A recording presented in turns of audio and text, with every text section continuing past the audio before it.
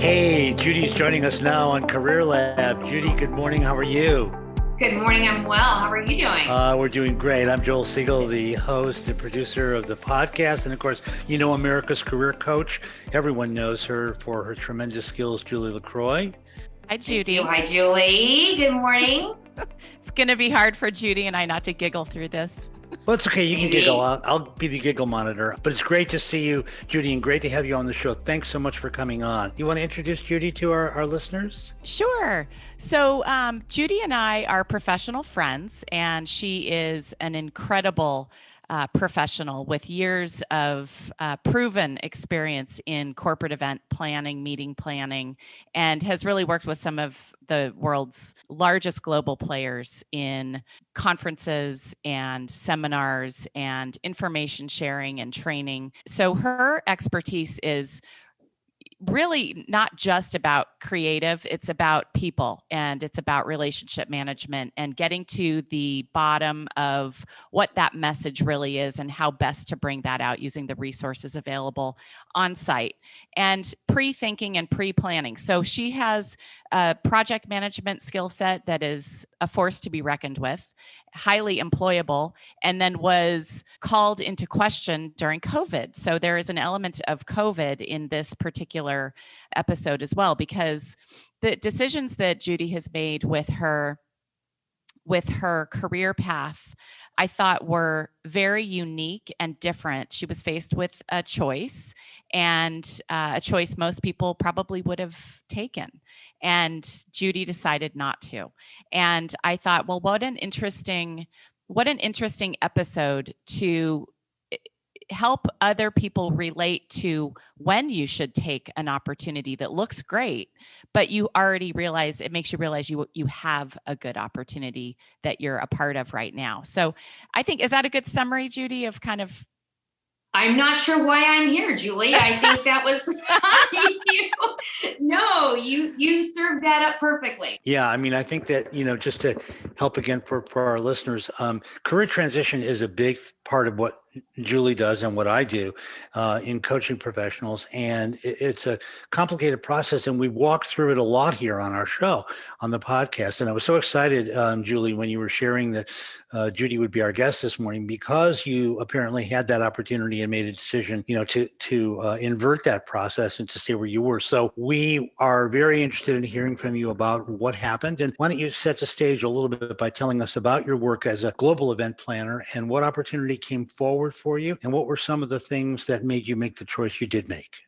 Sure. Well, as Julie mentioned, I have been fortunate enough in my career to have worked with some of the biggest global players really on the world stage in terms of their product launches, their new messaging, their new platforms, and whether that is a service or a product. I've been fortunate enough to be in a position where I'm working with them strategically on how to bring all of those elements to life and really serve that up to their stakeholders, their constituents, and all of those others who are either interested in that industry or, those specific elements within that particular show, project, whatever that is. So I've had an opportunity to work with everyone from global insurance to high tech to pharma, and lately a lot of medical conferences in the virtual space, really across the board. Sure. And one of those amazing clients of mine who I started working with and for back in, 2004, I believe, came to me with an amazing opportunity to lead a very senior level group of producers in the corporate space and drive their flagship conferences, which can attract anywhere from 15,000 to 65,000 attendees. And it's not just about the project management and the teams that I would have had oversight of. It is also really taking a deep dive into those internal stakeholders, whether it's marketing, strategy, production, all the content. So it was a very robust offer. I could just ask Judy for our listeners, were you offered the opportunity then to work with a different group, a different global event planning group, or was this more of another kind of position? I don't think it was clear about that. Well, it's an up-leveled role from where I am in terms of how it's positioned within that corporation. So just to be really clear here, so for everybody who's listening, if you don't mind me jumping in, Judy works for an external agency that facilitates corporate events for major players. One of these major players has invited her in at a layer well above where she is now, even though she's in a very senior position, working with high profile corporations. They wanted her in-house. And so this was a little bit of an inversion of her. Yeah, and that's why, thank you, Julie, so much for clarifying that, because I thought that if we clarified that, our listeners would understand a little bit better, because it is a little unusual in itself, working from an external global agency to coming in-house and managing even higher level things, but within one corporate umbrella. Right. So that was what you were kind of offered. Yes. How exciting. Yes. And working with people I'd already known for years.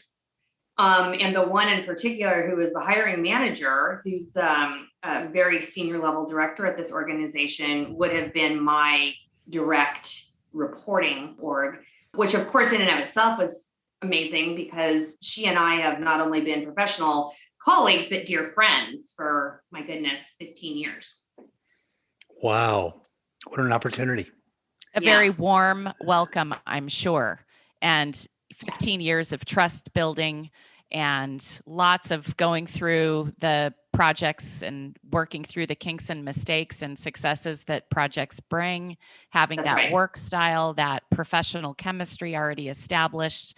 And I'm sure a paycheck offer that was commensurate with the level of skill they would be asking you to provide to them.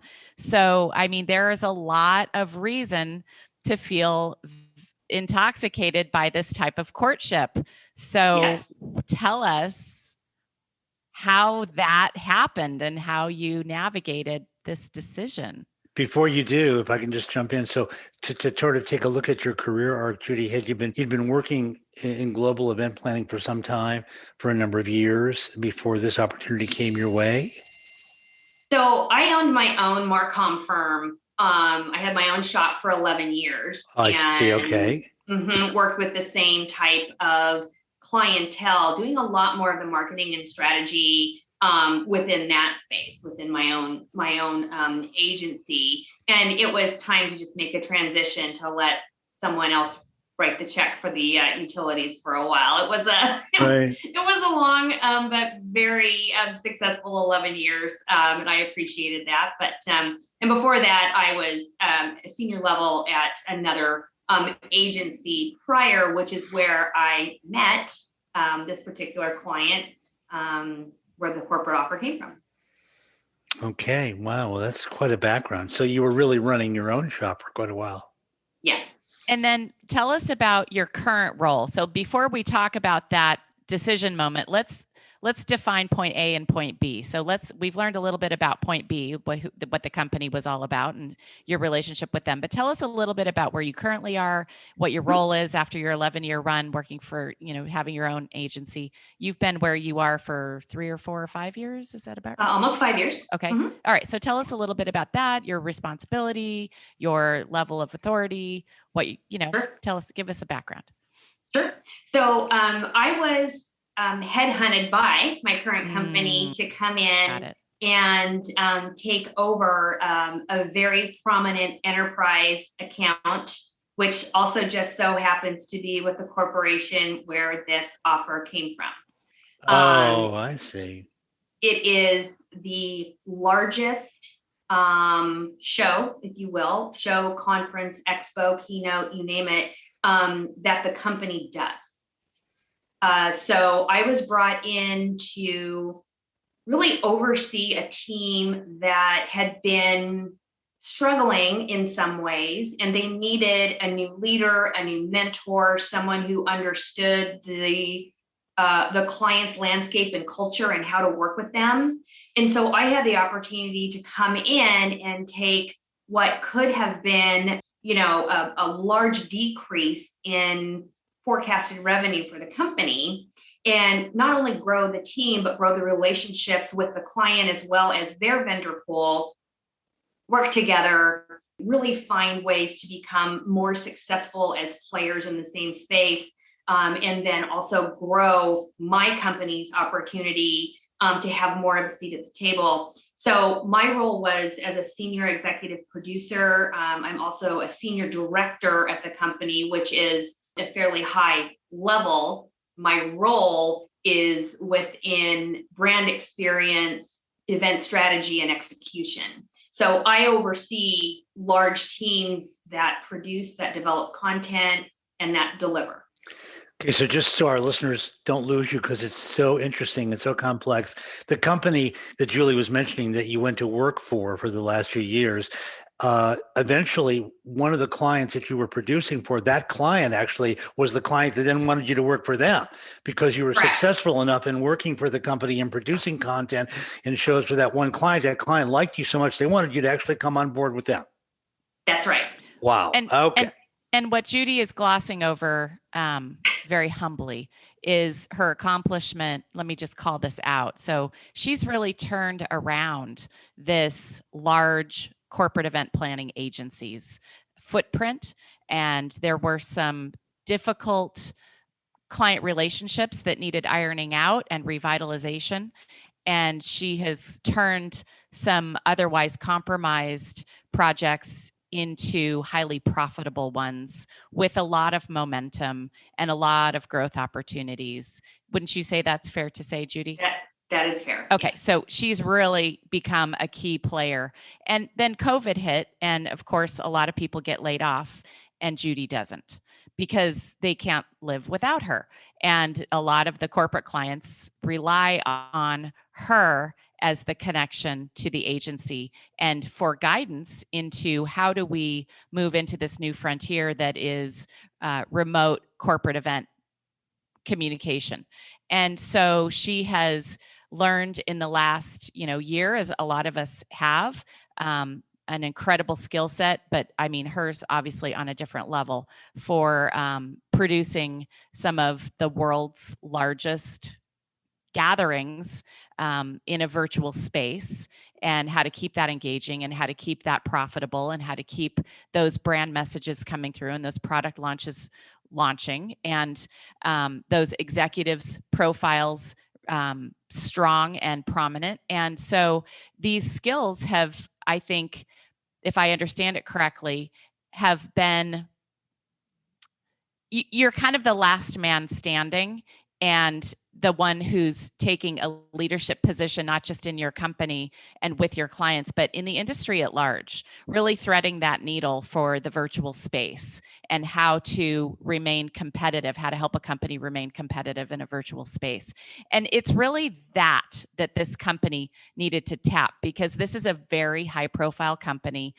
They would be well served by having somebody like Judy at the strategic helm of how to stay relevant, because she has proven that she can not only help companies stay relevant, but she can help events stay relevant.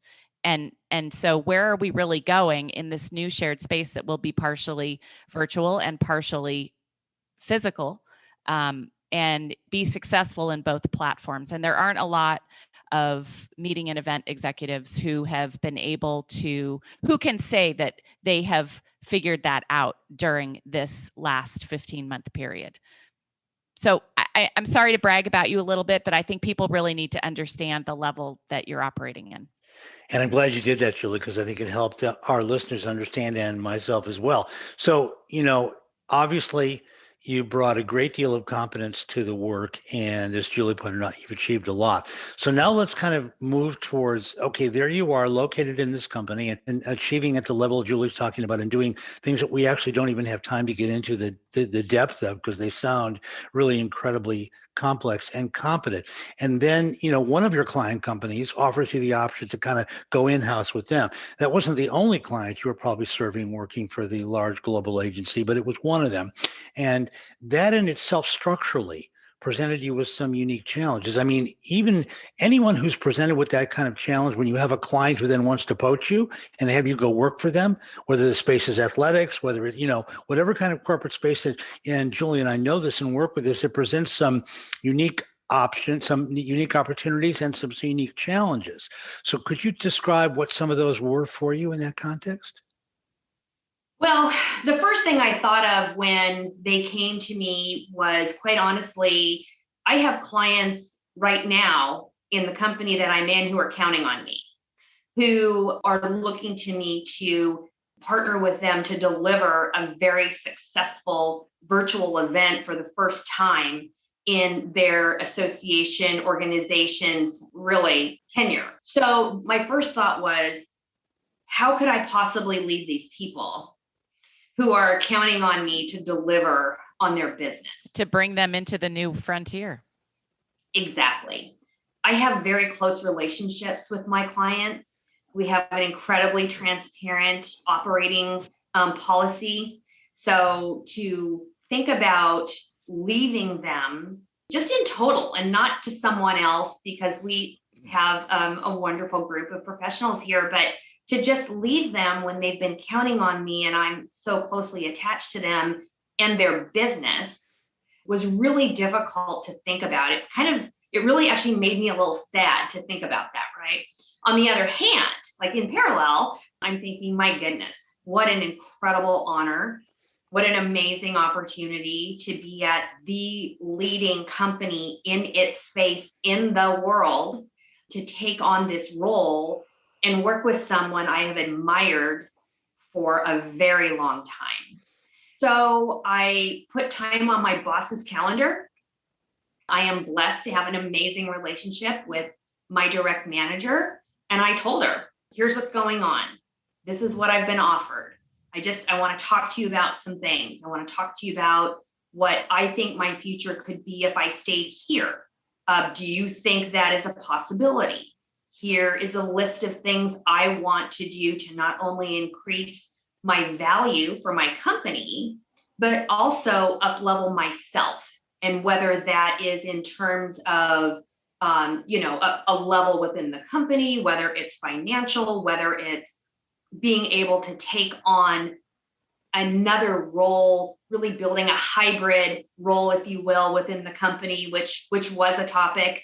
Can I do all these things, be appropriately compensated and recognized for them, and continue to do what I love? And if the company needs to take time and go figure that out, that's fine. And then after that conversation, I went away and I thought, gosh, I have autonomy like I've never had. I have a group of senior leaders all the way to the top who trust me implicitly with budgets that range from here to here. The top about, $32 million of somebody else's money.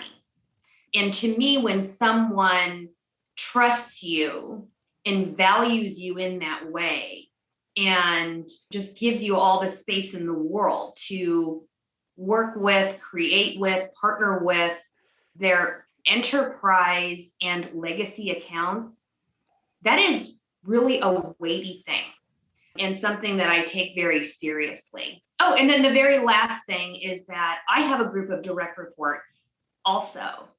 And one of my favorite things in my business is to be able to train and mentor the next generation that is going to come up, and to leave them when we have this amazing thing going. We've got our own little family happening here, would be very difficult.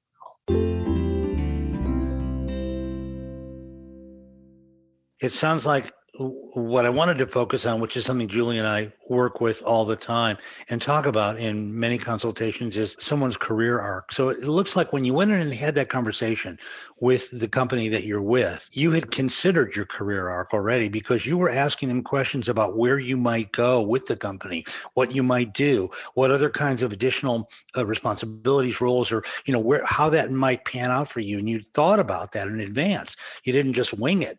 You went in there, and so that's very very important just for people to know that, to have that kind of a conversation at that point requires some significant thinking, and maybe for some people coaching with someone like Julie or myself to understand where you are in your career arc. That's a huge, important point to understand before you undertake a transition. Absolutely. And even know about how you can transition. You did that in preparation for your meeting with the company. And I think that probably did a couple of things for the process. We'll let you tell us the end of the story in a minute, but what it did for the process was it allowed the company to understand what your needs were professionally, your vision, where you saw yourself going within that company, and allowed you to sort of elucidate that for them in a way that made it clearer for both of you, so that you were in a position to wonder, well, what would they come back to? What would they say to me in response to my illuminating my career arc position with the company? So after you did that, what happened?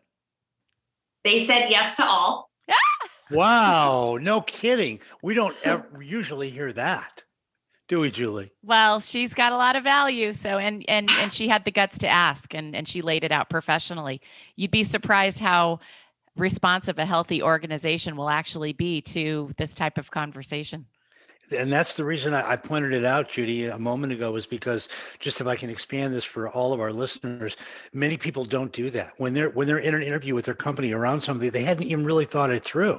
I mean, they may have a vague idea they'd like to get promoted here or there, but they haven't really done the definitive thinking you had, obviously, judging by your presentation this morning about your career arc and about where you wanted to go. And I venture to say, I don't know, but I venture to say your company was probably pretty impressed by your presentation. I bet they probably thought, gee, this professional has done a lot of thinking about what she wants to do if she stays here. Yes.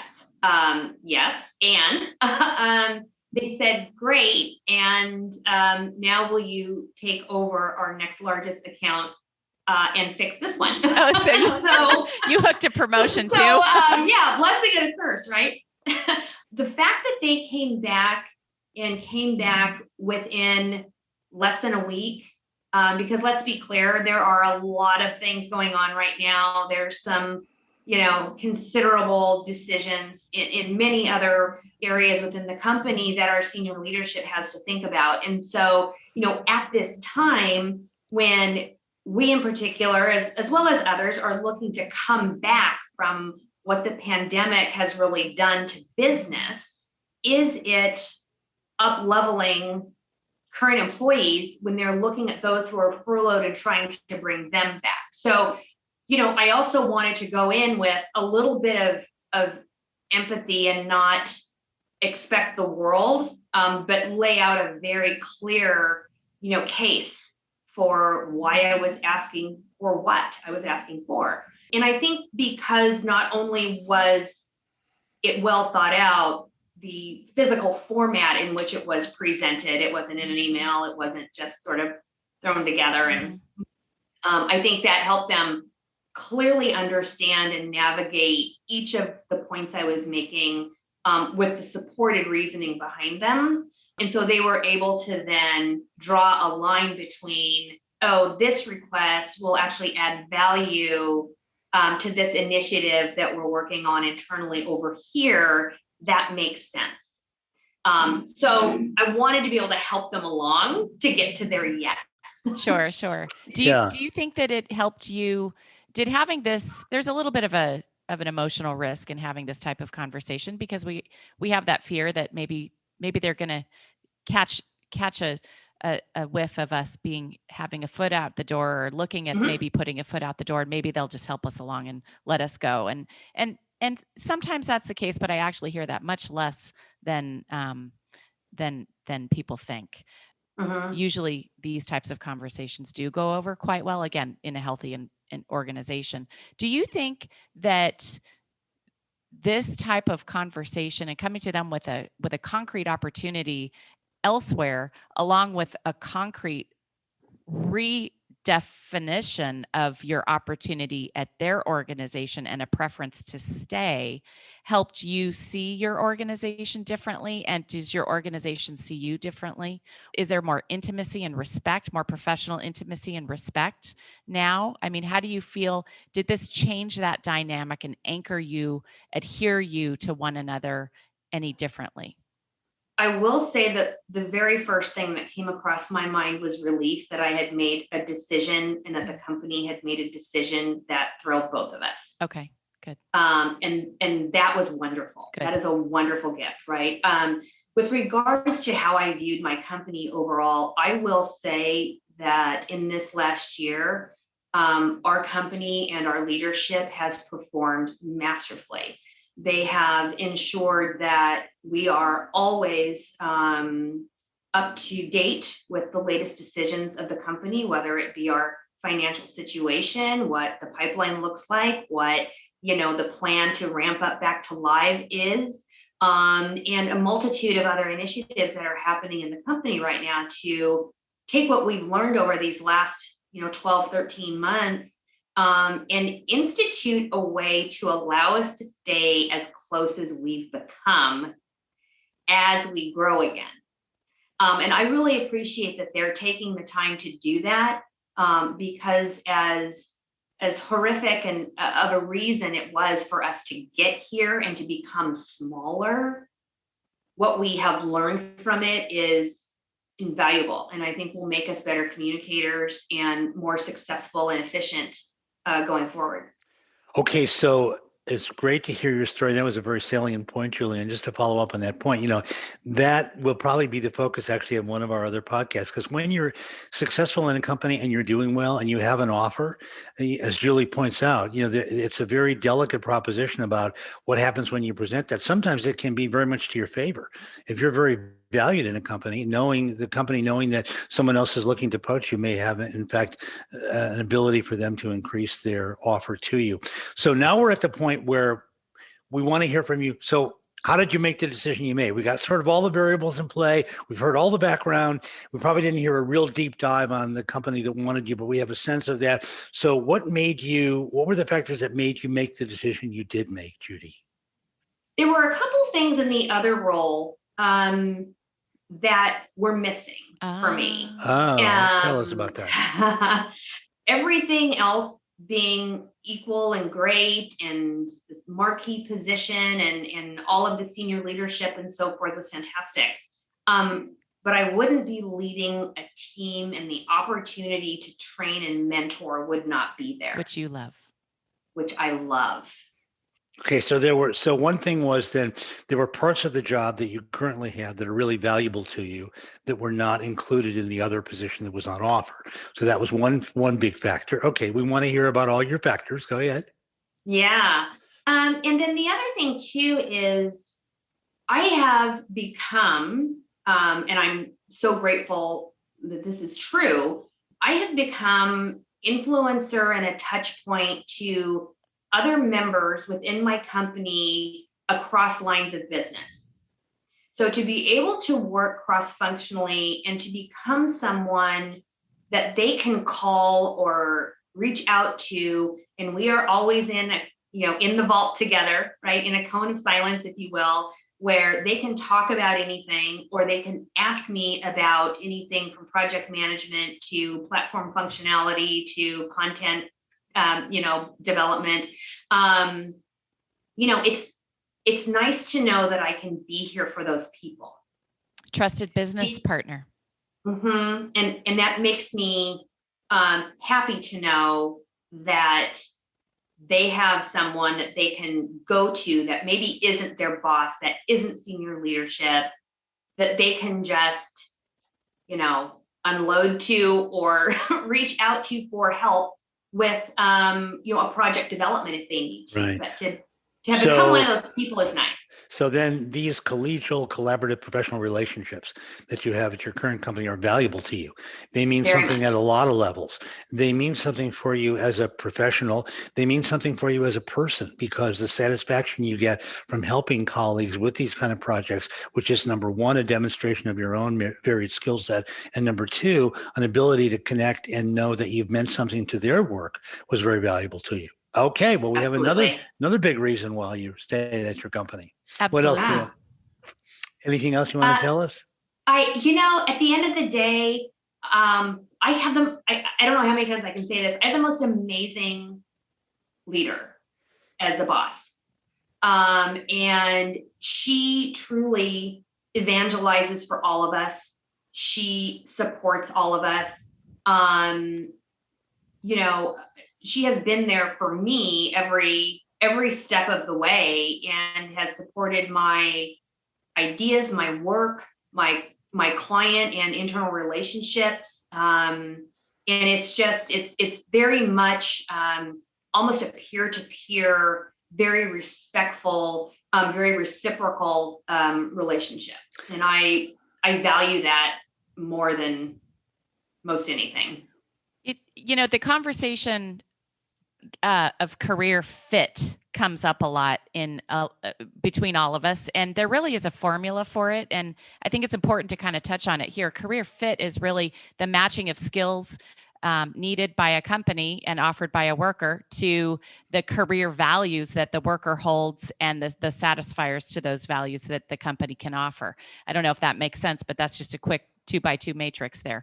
And it sounds like at your stage of life, if you were 10 years or 15 years younger than where you are, you might be placing more value on skill building and opportunity and your own personal growth and expansion of your knowledge in the industry and your knowledge of who the major corporate players are and building those relationships. But now that you are where you are, and you have moved successfully through that kind of 20-year career establishment phase into what we horribly call the maintenance phase. It's a bad name for a great phase. You have those skills and those relationships and that knowledge built. And it's the freedom and flexibility to pick your spot based on your career values that becomes the luxurious position in this stage of life, and you're in it. And so, just for the listeners out there, this is not a where Judy is, and the criteria by which she's making her decisions are based on her career values that are different here than they might have been 10 or 15 or 20 years ago when she was earlier stages in her career establishment, needing other things first. If she didn't have those things here, she wouldn't be able to say, well, I want to have a job with this and that and this and that, respect for my manager, autonomy in my project planning, and the ability to train and mentor others, some of these key factors. And if you look at, nobody would, but if you looked at the academic models of what are career values, there are actually only about 30 of them, and those three are three of them. And environment, fairness, obviously commute and salary. But some of the ways that we often evaluate our current situation versus another are quantifiable, and they're not always, a job is not always measurable by its number. It is often much more measurable by the abstract elements that are qualitative. And the older and more skilled up we get in our adult progression, the more focus, in my opinion, needs to be placed on the qualifiers of the job, not necessarily the quantifiers. A lot of people say, well, I'm going to get paid 80,000 here, but I get 82.5 over here. Well, yeah, but you've got a 15 or 20 minute longer commute, or you have a boss you don't respect, or those are not the types of accounts that are your favorite types of accounts. Why would you take that? And those other elements become so important for evaluating, and they must be given equal, if not more, weight in the decision making. And so it's a really healthy decision making process that you've been through. You are in a very luxurious position. You do have the qualitative and the quantitative, and the thought process, the ability, just as a human, a well-balanced human, to really think it through. So just think about it for our listeners. You want to be thinking about not just how to be making the decision, but what are those qualitative elements of the job that are really, truly important to me? Because again, circling back to the fit equation, it is about what skills do you offer the employer, and are they needed? Obviously, that was a fit that worked. Judy has the skills that this company X needed. And then on the more qualitative side, did company X offer the things that Judy really needed? And in terms of will I be happy? Will I be able to be who I want to be? Will I be able to express my 20-year build into my skill set in the manner I want to? And that just missed for her. And so she was able to take that back to her home company and say, I think it could hit here. And now that I've thought it through on behalf of another opportunity, I'd like to show what it could look like here in this opportunity. And it made magic for you. So I think this is this is exactly why I wanted to have you on the show. Yeah, it's a great summation, Julie, of both career arc and the elements that are in a decision like this. So thank you for doing such a thorough summary of that. And I think also you did also, Julie, in your comments of a moment ago, just point out that at different stages of career, the career arc looks different. That's what Julie's saying.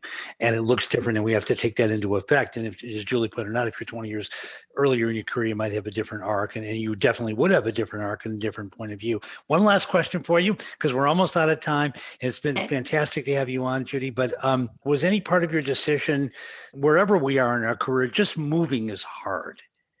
We're somewhere and we're going to go somewhere else. And even if the somewhere else we're going to go might be better, it's hard to move. It's a human thing. It produces a little bit of anxiety and uncomfortableness. So how did you approach that part of it? Or was that even a consideration for you?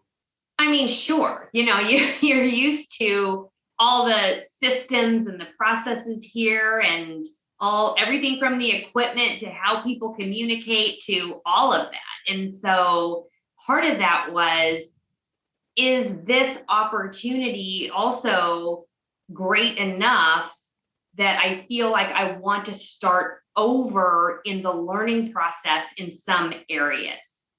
As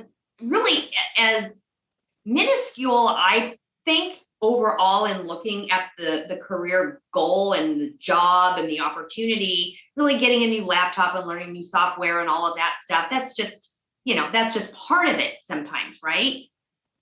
But sometimes it's just one more thing that reminds you that, you've learned a lot here.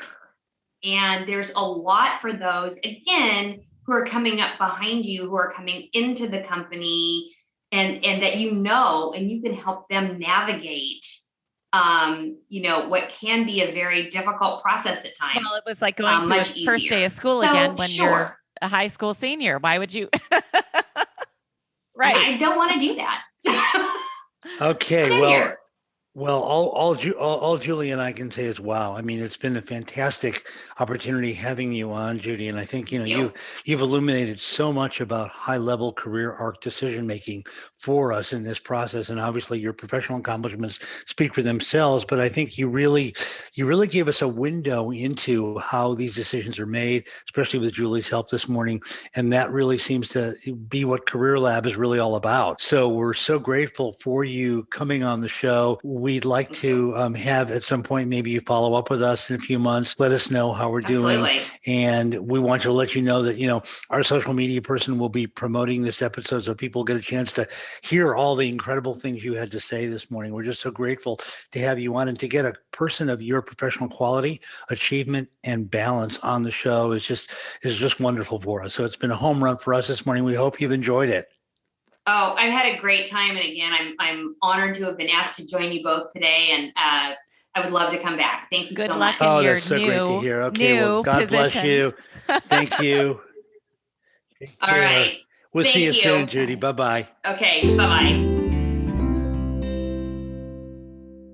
Wow. Well, that was quite a guest, Julie. I'm so glad that you invited her on. Both our guests in today's podcast have when really she told me been she home wasn't runs. taking that job, I said, okay, can you please be on the podcast? Because you just made a really good decision that was not an easy decision. And we need to break that down for our listeners. What a perfect archetype of a client of how do you make these big decisions with so many different immeasurable complexities. It was Yeah, I think you did an excellent job during the segment that Judy was on with us of explaining exactly what some of those variables really are, both in terms of fit, in terms of quality and quantity. I think you did a really excellent job, as I would only expect from America's Career Coach to do an excellent job. I mean, after all, that's why we have the show. So I knew that you would do a great job of that, and you did. And I think, Judy was a wonderful person to have on in that context. And I think that we didn't really have time to really talk a little more deeply about the offer she had, but Yeah. we knew it was substantial, and we knew that she was obviously offered something very good. And so it must have been a challenging time, and that's why it was so exciting to see her go through I the think she process probably is with us. reveling in the flattery of the offer, and she deserves that. People who work really hard and there are opportunities every day, Joel. We all get faced with a new opportunity every day. And life is really about the course that you take in life is really about being able to recognize what is a real opportunity versus just an opportunity. And then to make that decision, am I going to take that turn to the right at this time, or am I going to stay the course? And she was faced with what I would call a real opportunity.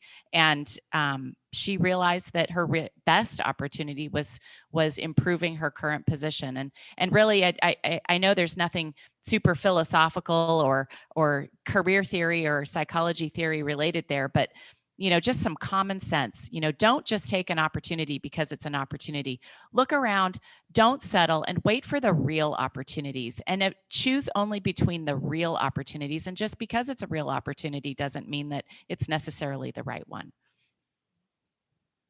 Yeah, I think you highlighted in the segment, Julie, in a really nice way, the idea that, again, I'll just say this again, that the way people relate to these kind of opportunities Yes. is different at Yes. different stages of their career.